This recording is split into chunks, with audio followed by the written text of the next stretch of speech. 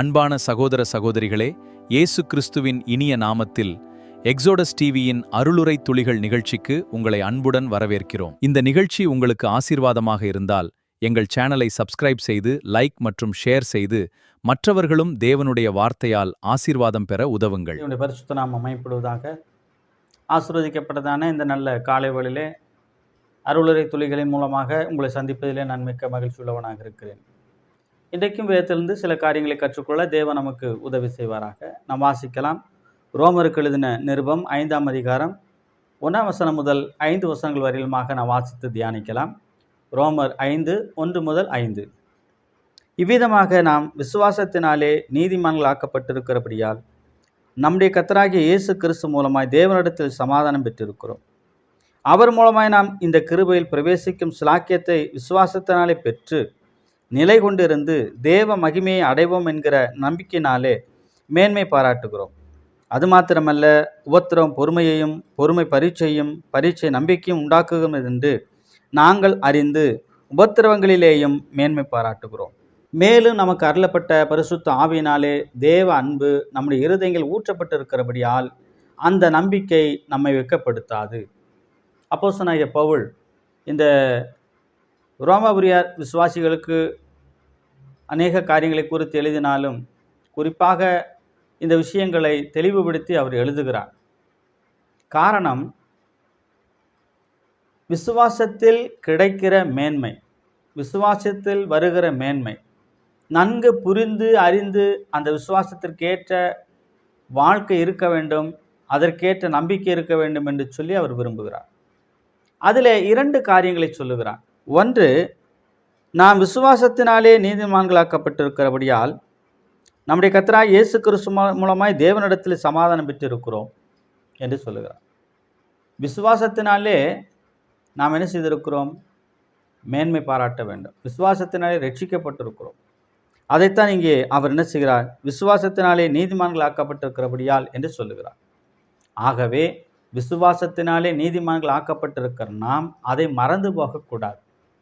இது கிரியினாலே வருகிற காரியம் அல்ல, இது விசுவாசத்தினாலே வருகிற காரியம். ஒரு மனிதன் நீதிமானாக்கப்படுவது என்பது விசுவாசத்தினாலே வருகிற காரியம். ஆண்டவராகிய இயேசு கிறிஸ்துவை தேவன் என்றும் அவரை இரட்சகர் என்றும் மீட்பர் என்றும் விசுவாசித்து ஏற்றுக்கொண்ட ஒவ்வொரு மனிதர்களுக்கும் இப்படிப்பட்ட நீதிமானாக்கப்படுகிற காரியம் நடைபெறுகிறது.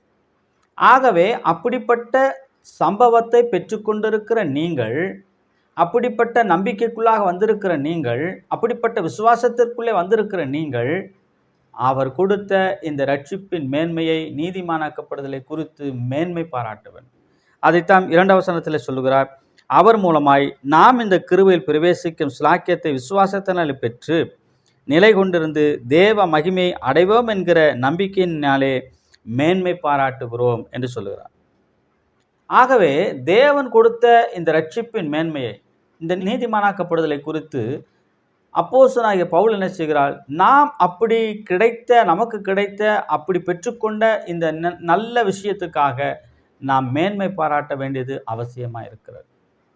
ஏனென்றால் தேவன் கிருபையாக இலவசமாக கொடுத்திருக்கிற ஒரு காரியம். ஆகவே அவைகளை பெற்றுக்கொண்டதற்கு ஏற்ற விசுவாச வாழ்க்கை உங்களுக்குள்ளாக இருக்க வேண்டும்.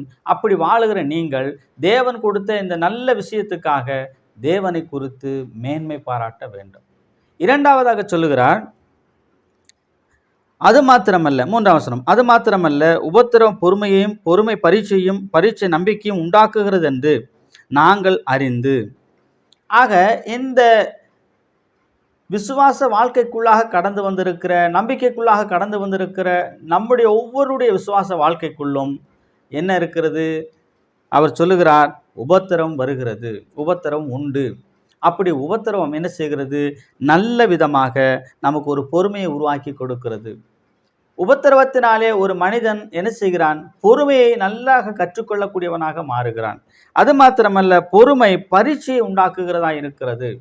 அந்த பொறுமை மேலும் மேலும் அவனை விசுவாசத்திலே வழிநடத்தக்கூடியதாக, வளரக்கூடியதாக மாற்றுகிறது. அது மாத்திரமல்ல, அப்படி அந்த பொறுமையானது பரீட்சையை நம்பிக்கை உண்டாக்குகிறது என்று நாங்கள் அறிந்து. இவைகளெல்லாம் அப்போஸ்தலனாகிய பவுலுடைய வாழ்க்கையில் நடந்த ஒரு சம்பவமாக காணப்படுகிறது. ஆகவே பவுல் சொல்லுகிறார், இவைகளை நாங்கள் அறிந்து உபத்திரவங்களிலேயும் மேன்மை பாராட்டுகிறோம். எங்களுக்கு வருகிற உபத்திரவங்களை குறித்து நாங்கள் மேன்மை பாராட்டுகிறோம். இன்றைக்கு உபத்திரவம் வருகிறது என்று சொன்னால் அநேகருடைய வாழ்க்கையிலே இன்னும் சொல்ல போனால் அந்த உபத்திரவம் வருகிற பொழுதெல்லாம் புலம்பலும் அழுகையும் குறை சொல்லுதலும் இருக்கக்கூடிய ஒரு நிலைமை பார்க்க முடிகிறது. ஆனால் பவுல் சொல்லுகிறார், இவைகளை குறித்து, இந்த போராட்டத்தை குறித்து, உபத்திரவத்தை குறித்து நாங்கள் என்ன செய்கிறோம்? அறிந்தவதினாலே நாங்கள் இவைகளை குறித்து மேன்மை பாராட்டுகிறோம் என்று சொல்லுகிறார். ஆகவே 2 காரியங்களுக்காக நாம் மேன்மை பாராட்ட வேண்டியது அவசியம். எதற்காக? 5ஆம் வசனம் சொல்லுகிறது, மேலும் நமக்கு அருளப்பட்ட பரிசுத்த ஆவியினாலே தேவ அன்பு நம்முடைய இருதயங்கள் ஊற்றப்பட்டிருக்கிறபடியால் அந்த நம்பிக்கை நம்மை வெட்கப்படுத்தாது. இந்த 2 விதமான நம்பிக்கைக்குள்ளாக நாம் மேன்மை பாராட்டுகிற பொழுது நம்முடைய நம்பிக்கையானது ஒரு நாள் நம்மை வெட்கப்படுத்தாது. நம்மளை வெட்கப்படுத்தாதபடிக்கு இந்த வேதவசனம் நம்மளை காத்துக்கொள்ளும். தேவ கிருபை நம்மை காத்துக்கொள்ளும். அப்படிப்பட்ட அன்புக்குள்ளாக, விசுவாசத்துக்குள்ளாக வளர்ந்து கர்த்தருடைய நாமத்தை தொடர்ந்து மகிமைப்படுத்த தேவன் நமக்கு கிருபை செய்வாராக. அவருடைய கிருபைக்குள்ளாக வாழ்வோம், வளருவோம். தேவநாமம் இதன் மூலமாக மகிமைப்படட்டும் என்று நான் கர்த்தருக்குள்ளாக உங்களை வேண்டிக் கொள்ளுகிறேன். ஆமேன்.